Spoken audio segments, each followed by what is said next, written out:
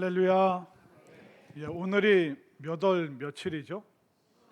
10월 1일, 10월의 첫째 날이 되었습니다. 그러면 올해 이제 달력도 10월, 11월, 12월 이제 세 장밖에 남지 않았는데 선선해지고 또 계절의 변화를 느끼는 이 기간에 정말 하나님의 놀라운 은혜와 또 축복의 열매가 여러분들 삶 속에 가득할 수 있게 되기를 소망합니다. 자, 우리가 살아가는 이 세상은 보이지 않는 약속들로 가득 채워져 있습니다. 여러분들 지금 우리가 수요 예배로 모였죠. 수요 예배도 어떻게 보면 보이지 않는 약속입니다. 몇 시에 어디서 우리가 예배 드린다. 그래서 우리의 몸이 그 약속 때문에 자동적으로 이곳으로 오게 되어 있습니다. 그리고 여러분들이 수요 예배 올 때도 많은 약속을 통해서 여기에 오셨습니다. 아마 대중교통을 타고 오신 분도 계시고 또 차를 끌고 오신 분들도 계실 텐데, 우리가 대중교통을 탈 때 어떤 약속이 있습니까? 몇 분 있으면 버스가 온다, 지하철이 온다. 그리고 교통카드가 있으면 내가 어떤 거든 이용할 수 있다라는 그런 보이지 않는 사회적인 약속이 있습니다. 그리고 신호등이 빨간 불이 되면 이제 차가 멈춘다. 그래서 우리가 안전하게 건너는 그 보이지 않는 약속을 통과해서 우리가 지금 여기까지 오게 된 것입니다. 그런데 이 약속이라는 것은 그 사회적인 약속이기도 하지만 우리 개인 간에도 많은 약속들이 있습니다. 우리 어른들이 많이 시키는 게 있죠. 배를 많이 시키시더라고요. 택배. 택배를 많이 시키는데 그게 모든 약속의 결집된 그 모든 것이 택배입니다. 보지도 못한 그 사장님에게 우리가 주문을 넣죠. 그럼 그 사장님이 언제 배송을 합니다. 그러면 정확하게 그 CJ 택배, 우체국 택배, 또 대한통운, 또 뭐가 있습니까? 쿠팡. 그 업체들이 죄송합니다. 롯데 택배도 있네요. 관련자이신가 보네요. 그래서 그런 약속들을 통해서 딱 하루 만에, 이틀 만에, 또 시골에서도 서울에서도 우리가 그 약속을 따라서 쫙 이 모든 것이 이 사회가 돌아가고 있습니다. 그런데 가만히 보니까 우리 아이들도 이 약속에 대해서 굉장히 중요시 여기더라고요. 제가 이 설교 준비하면서 저희 딸아이 그 어렸을 때가 떠올랐는데, 저희 딸아이가 한 5살인가 6살 때쯤 그 텔레비전에 무슨 장난감이 나왔냐면 따라쟁이 앵무라는 게 나왔어요. 여러분들 혹시 그 말 따라하는 선인장 아세요? 이게 뭐라고 얘기하면 그 선인장이 한 1초 있다가 이렇게 말을 하는 그런 선인장이 있습니다. 그런 선인장 따라서 이제 따라쟁이 앵무를 보더니 엄마랑 마트 가서 엄마 이거 따라쟁이 앵무 사주세요 그랬는데 저희 아내가 어떻게 했을까요? 엄마들이 하는 대로 안 돼, 돈 없어. 저희 엄마도 그렇고 제 딸아이의 엄마도 그렇고 어쩜 그리 엄마들의 레파토리가 그렇게 똑같든지 안 돼, 돈 없어, 빨리 와. 이 네 박자로 그냥 아이들 기를 확 죽여놓는데, 아이가 이제 엄마 따라서 이마트 갔다가 따라쟁이 앵무 사고 싶은데 못 사고 온 거예요. 그날 밤에 이제 자려고 이제 누웠는데 제 딸아이가 엄마 눈치를 싹 보더니 제 옆에 와서 싹 누워요. 그냥 엄마랑 같이 자다가 갑자기 제 옆에 오는 거예요. 잘 때가 됐는데. 그래서 제 귓속에다 대고 뭐라 그러는지 아세요? 아빠, 따라쟁이 앵무 사주면 아빠 제일 좋아해 줄게. 그러니까 딸아이는 늘 엄마가 제일 좋았어요. 근데 아빠가 따라쟁이 앵무 사주면 내가 아빠 제일 좋아해 줄게. 제가 헛웃음이 나오면서 어떻게 했을까요? 안 사준다고 그랬을까요? 사준다고 그랬을까요? 사준다고 그랬습니다. 그랬더니 그 아이가 뭐라는지 아세요? 아빠, 약속 꼭 지켜야 돼. 이게 상호간의 약속입니까? 아니면 약탈입니까? 이건 거의 빼앗아가는 거죠. 그런데도 그 딸아이가 그 약속을 품고 행복한 마음으로 잠이 들었습니다.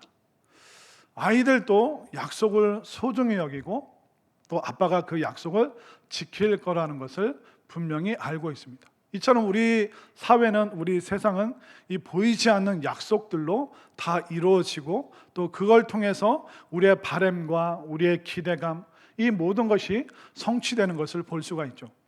그런데 어른들도 약속하는데 제일 안 지키는 약속 하나가 있어요. 그게 뭐냐면 언제 한번 식사 한번 하시죠. 여러분들 길 가다가 10년 만에 만난 친구 헤어지면서 뭐라 그래요? 다음에 우리 밥 한번 같이 먹자. 한국 사람들이 제일 많이 하지만 지키지 못하는 그 약속, 밥 한번 먹자. 여러분들 그 약속 빨리 지키시기를 바랍니다.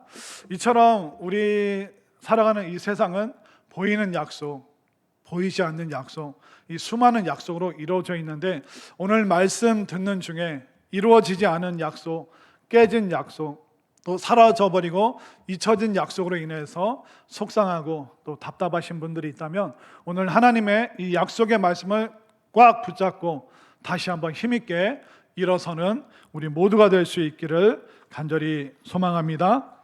자, 이제 하나님께서는 아브라함을 부르실 때 그에게 두 가지 약속을 하셨습니다.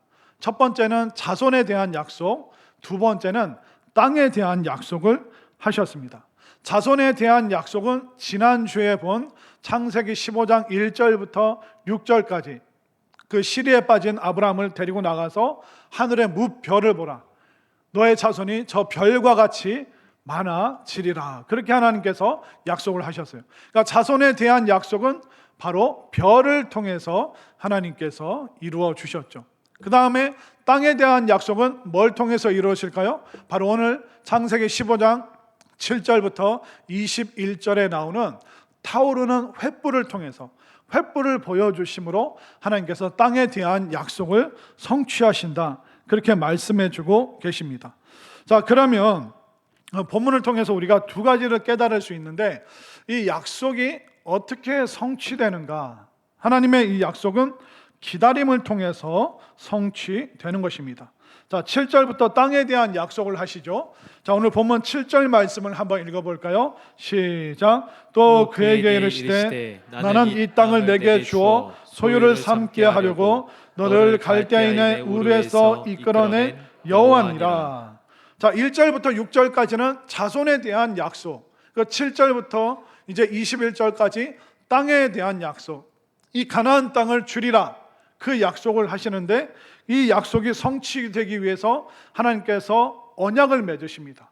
어떤 계약을 하십니다. 어떤 방식으로 언약과 계약이 이루어지냐면, 자, 8절에 이제 아브라함이 여호와께 여쭈어 보죠. 8절에 보면 그가 이르되 주 여호와여, 내가 이 땅을 소유로 받을 것을 무엇으로 알리이까? 그랬더니 하나님께서 9절부터 10절까지 그 재물을 가지고 오라고 얘기하시죠. 암소, 암염소, 순양, 산비둘기. 그리고 10절에 보면 아브라함이 그 모든 것을 가져다가 그 중간을 쪼개고 그 쪼갠 것을 마주 대하여 놓고 그 새는 쪼개지 아니하였으며, 그러니까 암소와 암염소와 순양 그 반을 딱 갈라서 펼쳐 놓는 겁니다. 그러면서 이제 하나님께서 그 약속을 이루어 가시는데, 자, 하나님 앞에 그 약속의 제물을 펼쳐 놨어요.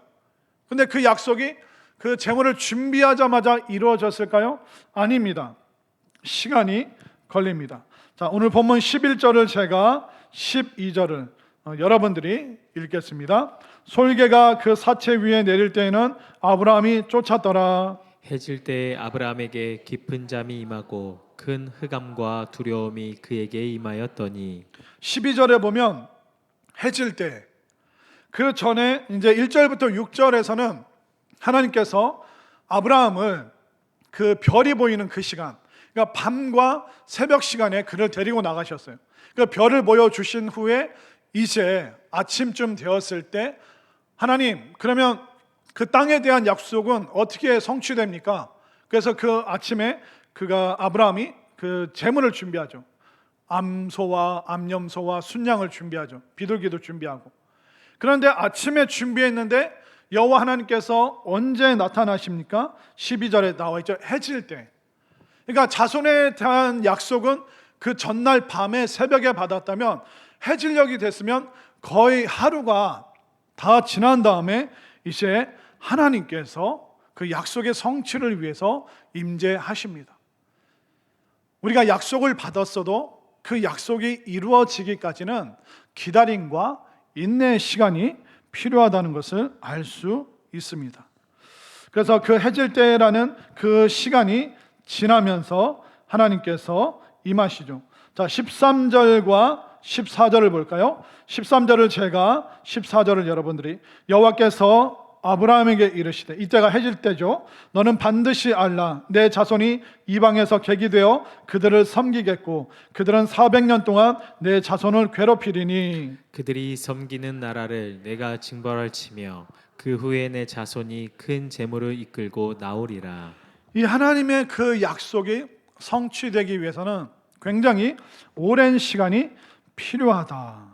결국 우리가 깨달을 수 있는 게 뭐냐면, 이 축복 받기 전에는 인내의 기간이 반드시 필요하구나. 고통과 같은 그 인내의 시간이 우리에게 필요한 것입니다. 세상 모든 일들은 다 시간이 걸리죠. 여러분들 농사 짓는 것도 어떻습니까? 짧으면 1년입니다. 근데 묘목을 심으면 3년, 5년, 때로는 10년이 지나서 우리가 열매를 거둘 수가 있습니다. 그리고 자녀들이 그럴 일은 없겠지만 공부하기로 결심을 하죠. 공부해서 성적이 잘 나올 때까지 시간이 걸립니다. 오늘 하루 학원 갔다고 해서 당장 내일 점수가 확 오르는 게 아닙니다. 공부해서도 시간이 걸립니다. 그리고 아이를 가져도 10개월 동안 기다림의 시간이 필요한 것이죠. 그래서 약속을 받았어도 그것이 성취되기까지는 기다림이라는 이 인내가 우리에게 반드시 필요한 것입니다. 그런데 이 기다림이라는 것은 마치 내 인생의 장애물과 같고, 때로는 내 인생이 방해받는 것 같고, 그 약속의 성취 이전까지 그 모든 감내해야 되는 그 시간들이 사실 쉬운 시간들은 아닙니다. 사도 바울은 어땠습니까? 아시아 지역으로 복음을 전하고 선교를 나가려고 하는데 성령께서 계속 가로막으십니다. 아니, 하나님 앞에서 좋은 의도를 가지고 움직이고 있잖아요. 근데 하나님께서 그가 아시아 지역으로 가는 걸 계속 막으십니다. 그러면서 그 방향을 마게도냐 사람의 그 환상을 통해서 아시아 쪽이 아니라 유럽 쪽으로 그 선교의 방향을 틀게 만드셨죠. 어떻게 보면 사도 바울의 계획과 그 생각들, 선교의 방향이 가로막힌 겁니다. 그러나 가로막힌 걸로 끝나는 게 아니죠. 때로는 내가 기다리고 인내하고 가로막힌 것 같고 장애물 같고 나에게 어려운 장애 같고, 근데 그 시간들을 통과해야지만 우리는 그 약속의 자리까지 나아갈 수 있다는 것을 분명히 믿으시기를 바랍니다. 지금 여러분들 기도하시는데 뭐 때문에 낙심하셨습니까? 또 남편과 또 아내, 자녀들, 우리 가족들을 보면서 이렇게 됐으면 좋겠는데 그게 이루어지지 않아서 여전히 속상하신 분들이 있죠. 그러나 이 약속이 성취되기까지는 많은 시간, 오랜 시간, 기다림과 인내, 방해받는 것 같고 내 인생의 장애물 같은 그 시간들을 통과해서 우리는 그 약속의 성취까지 도달할 수 있는 것입니다. 그렇기 때문에 작은 어려움과 방해가 있고 또 때로는 기다려야 되는 지루하게 느껴지는 그런 시간이 있어도 여러분들이 꼭 그 약속을 더욱더 선명하게 붙잡고 기도하고 인내하고 서로 격려하면서 그 약속의 땅까지 함께 나아갈 수 있게 되기를 바랍니다. 이렇게 약속이 성취되기까지는 기다림의 시간이 필요하죠. 그리고 두 번째, 이 하나님의 약속의 성취는 하나님의 일방적인 약속의 성취라는 것을 우리가 볼 수 있습니다. 자, 아까 하나님께서 아브라함에게 그 동물들을 다 그 제물로 반을 잘라라 이렇게 말씀하셨는데, 하나님께서는 그 당시 아브라함이 살고 있던 고대 근동, 또 아브라함 시대를 이제 족장 시대라고 얘기합니다. 아직 민족이 형성되기 이전 시대를 족장 시대라고 해요. 근데 이 고대 사회 족장 시대, 이 고대 근동에서 상대방과 내가 굉장히 심각한 약속을 할 때는 어떤 문서나 뭐 손가락을 걸고 그런 방식이 아니라 이렇게 재물을 쪼개놓고 그 사이를 쌍방이 지나가는 겁니다. 내가 이렇게 지나가고 상대방이 이 재물 사이를 지나가고. 그런데 재물을 자르면 피가 헝건하잖아요.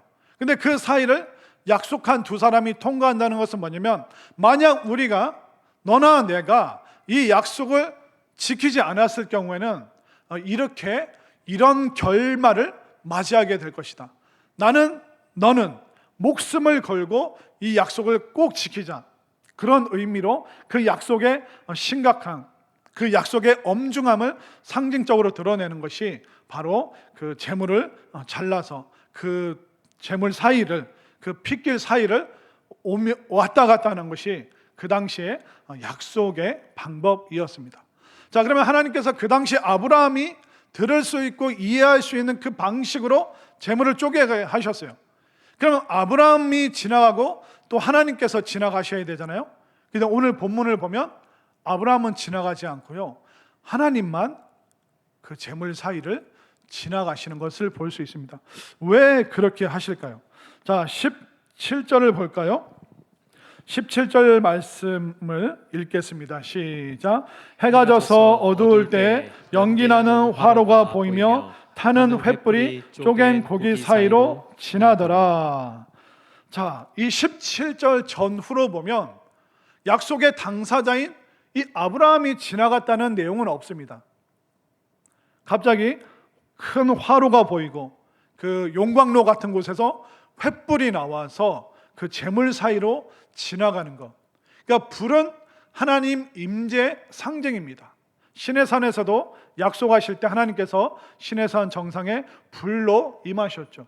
또 아브라함에게도 하나님께서 불로 임하셔서 그 사이를 지나가십니다.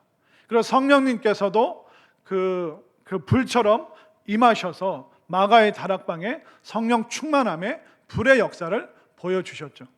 그래서 이 화로에서 뜨거운 횃불이 나와서 그 사이를 지나갑니다. 이 말은 뭐냐면 하나님께서 아브라함 앞에 임재하셔서 그 약속을 지키는 당사자가 되셔서 직접 하나님께서는 횃불로 상징적으로 그 사이를 지나가고 계시는 것입니다.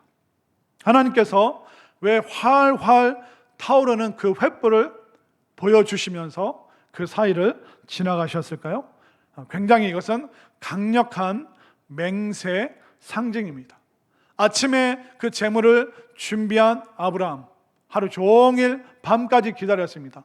캄캄한 밤이 되니까 이제 하나님께서 시청각으로 횃불로 임하셔서 아브라함과 하나님 사이에 그 약속을 지키시기 위해서, 그 약속을 성취하시기 위해서, 그 계약을 맺으시기 위해서 하나님만 그 재물 사이로 지나가고 계십니다.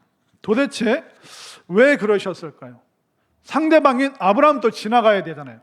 그런데 하나님만 하십니다. 이 말은 뭐냐면 너에게 자손을 주고 너에게 땅을 주고 이 가나안 땅을 주고 이거 내가 이룬다. 내가 이거 반드시 행한다. 내가 이 약속 내가 성취한다. 하나님께서 강력하게 맹세하고 계십니다. 아브라함이 지나가지 못하게 하시고 하나님만 지나가신 이유는 뭐냐면 하나님께서 아브라함과 맺는 이 약속을 굉장히 엄중하게, 진지하게, 심각하게 생각하신다는 것입니다. 내가 무슨 일이 있어도 너와 내 자손을 약속의 땅으로, 축복의 땅으로, 적과 꿀이 흐르는 그 땅으로 내가 반드시 너와 내 자손들을 이끌고 가리라. 하나님께서 굉장히 심각하게 약속을 하고 계시는 것이죠. 그리고 내 백성이 나의 통치하에 이루어지는 곳에서 나를 예배하는 그 땅으로 내가 인도할 것이다. 나는 이것을 위하여 모든 것을 지금 걸고 있다. 나는 지금 목숨을 걸고 아브라함, 너와 약속을 맺을 뿐만 아니라 너의 자손과도 약속을 맺어서 내가 너희들 반드시 그 약속의 땅에 이르게 할 것이다. 그 당시 계약의 방법으로 당사자들이 서로 지나가는 방식으로 서로 목숨을 걸고 절대로 이 약속을 깨지 않겠다. 그 의미의 약속의 방식이었는데 하나님께서 그 당시의 방식을 그대로 차용하여 주셔서 아브라함은 지나가지 못하게 하시고 하나님만 홀로 지나가시면서 내가 이 약속 지킨다, 내가 너희들 이끌어낸다, 나 이거 정말 심각하게 이 약속을 이루어낼 것이다, 나는 이 약속에 나의 모든 것을 걸 수 있다, 이렇게 하나님께서 아브라함에게 약속하고 계십니다. 하나님께서 아브라함에게 그 자손과 그 땅의 약속, 근데 이 구약의 약속이 또 신약에서 어떻게 성취가 됩니까? 바로 예수 그리스도의 그 십자가 사건, 하나님의 이 구원의 약속에는 그 누구도, 그 어떤 인간도 어떤 사람도 개입해서는 안 됩니다. 아브라함이 그 약속에 개입하게 되면 사람은 지킬 수가 없어요. 그러나 하나님은 그 약속을 이루시고 지키실 수가 있죠. 그렇기 때문에 우리 사람은 하나님의 그 구원에 포함되면 안 됩니다. 하나님의 구원의 역사에 사람이 개입하게 되면 그 약속은 성취 불가능한 일이 될 수밖에 없습니다. 그래서 신약에서 하나님께서 우리를 구원하시기 위해서 사람이 아니라 바로 하나님의 아들이신 예수님을 이 땅에 보내셔서 죄 없고 흠 없고 죄 아래에서 죄의 혈통에서 태어나시지 않으신 그 온전한 사람이고 온전하신 하나님이신 그 예수님이 십자가에서 모든 것을 담당하셨죠. 여기에 어떤 사람도 개입하면 안 됩니다. 인간이 하나님의 그 구원 역사에 개입하면 그 구원은 성취할 수 없어요.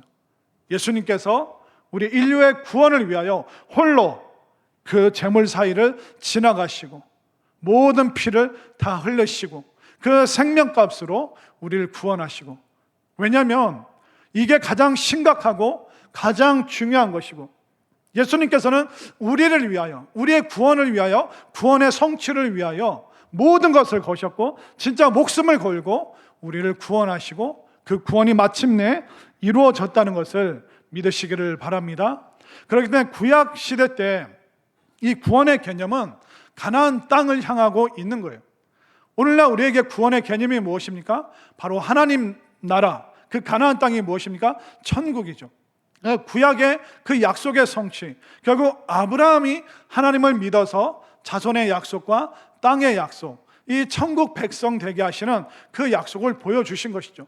신약 시대 때도 마찬가지입니다. 하나님께서 예수 그리스도의 그 십자가, 그 부활의 약속을 통하여 우리에게 천국이라는 그 땅을 약속해 주신, 그래서 아브라함에게 보여진 그 약속을 마침내 완성하시고 성취하시고 하나님이 아브라함과 맺으셨던 그 약속을 새 언약으로 완성하신 분이 바로 신약의 예수님, 바로 예수님께서 우리의 구원을 위하여 모든 것을 거셨어요. 진짜 목숨을 거셨고 모든 인생을 다 거셨어요. 그렇기 때문에 이 약속은 우리로서는 성취할 수 없지만 예수님께서 성취하신 이 약속을 믿는 자에게 바로 구원이 임하고 천국이 주어진다는 것을 반드시 믿고 깨달으시기를 바랍니다. 자, 이런 놀라운 언약의 성취, 이게 무엇을 통해서 올까요? 은혜 받고 믿음의 고백을 할 때 이 언약의 성취가 이루어지는 것입니다. 하나님께서 아브라함을 창세기 12장에서 부르셨어요. 근데 이 약속의 성취가 언제 시작되냐면 15장에서 시작됩니다. 15장 6절에서 이제 하늘의 별을 보고 이제 아브라함이 뭐라고 고백합니까? 이제 하나님을 신뢰하게 되고 진짜 믿게 되고, 아브라함이 여호와를 믿으니 이를 그의 의로 여기셨다. 야, 너 진짜 마음에 든다. 은혜 받고 믿음의 고백, 정말 하나님이 내 하나님이시고 하나님이 내 삶의 주인이십니다. 그것을 하나님께서 의롭게 기뻐 받으시고 마땅하게 여기셨습니다. 그렇기 때문에 우리가 하나님 언제 약속이 성취됩니까? 언제 우리에게 이루어집니까? 여러분들이 은혜 받고 믿음의 고백할 때 그때 하나님의 약속이 성취된다는 것을 믿으시기를 바랍니다. 그렇기 때문에 은혜 받을 때 약속이 쑥 들어오는 거예요. 그리고 그 약속을 주신 그 하나님, 나에게 은혜를 주신 그 하나님을 향해서 믿음의 고백을 할 때 그 약속이 이제 작동하기 시작하는 것입니다. 우리가 세상에서 보는 이 수많은 약속들, 우리가 국가에서 그걸 지정을 했어도 그 내가 약속을 안 믿고 신청을 안 하고 그러면 받을 수가 없어요. 아, 이렇게 하기로 했구나, 약속을 했구나, 그러면 이렇게 해야겠다. 그러면 그것이 내 것이 되는 것이죠. 하나님께서 이 약속을 이루시는 방식도 똑같습니다. 내가 은혜 받고 믿음의 고백을 하게 될 때, 그렇기 때문에 가장 중요한 것은 우리가 은혜 받아야 되는 겁니다. 우리가 언제 은혜 받을 수 있죠? 어웨이크 가고 전도에 참여하고 선교지도 한번 가보고 성경 공부도 하고, 지금 2명 아멘 하시는데 우리가 함께 예배 드리고 함께 기도하고 함께 찬양하고 함께 헌신하고, 이 수많은 은혜의 통로를 통하여 여러분들이 그 많은 시간들을 통하여 하나님의 은혜를 충만하게 받을 수 있게 되기를 바랍니다. 은혜 받을 때 언약이 들어옵니다. 언약이 들어오면 믿음으로 여러분들이 고백하고 반응할 수 있게 되기를 바랍니다. 약속을 성취하시는 하나님, 약속을 이루시는 하나님, 그 약속을 위하여 모든 것을 거시는 하나님을 향한 분명한 믿음이 여러분들에게 생겨날 수 있게 되기를 바랍니다. 하나님 바라보시기 바랍니다. 하나님 의지하시길 바랍니다. 하나님이 하십니다. 하나님이 이루십니다. 하나님이 성취하시고 하나님이 인도하십니다. 이 약속의 하나님, 그것을 친히 이루시기를 기뻐하시는 그 하나님을 향하여 놀라운 고백을 할 때 은혜가 넘치고 정말 감사가 넘치고 축복이 넘치는 우리 모두의 삶이 될 수 있기를 간절히 소망합니다.